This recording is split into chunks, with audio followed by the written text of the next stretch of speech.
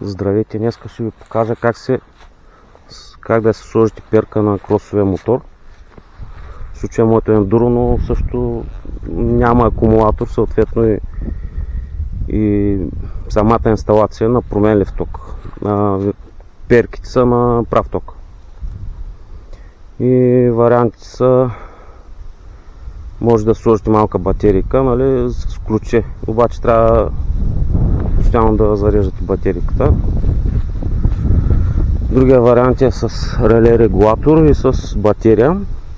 И в моя случай е с реле регулатор и с кондензатор. Като предпочитах, нали, без батерия.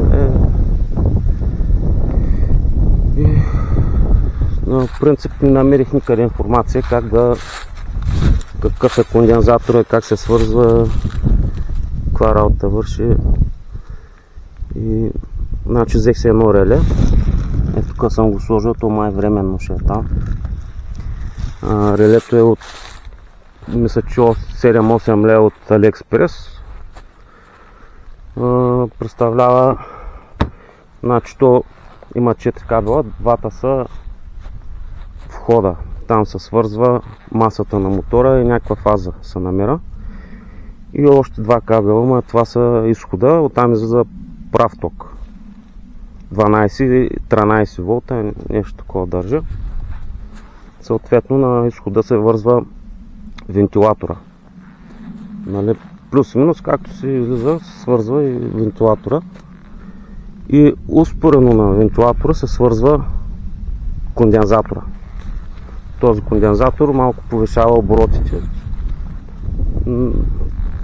Като филтър го играе, стабилизира го повече. Тук съответно кондензаторите нямаше информация какъв капацитет да са. Аз използвах 4700 микрофарада на 50 волта. Трябва да е малко по-силен, нали? Или 35 волтов, или 50 волтов. Още по-добре е по-голям кондензатор на 6800 микрофарада да сложи пак на тези волтажа. Но аз сложих така, защото самата имперка е слабичка. Тя по-скоро за проба сложих код се събира, сложих там. Но ако сложите по-голяма мощност, кондензатора трябва да е 6800. Сега ще го запаля.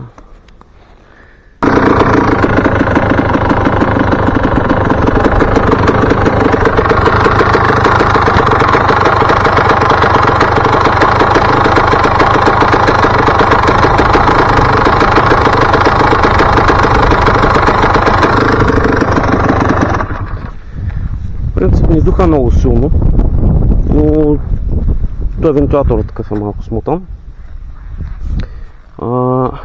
Но гледам, че върши работа. Днеска е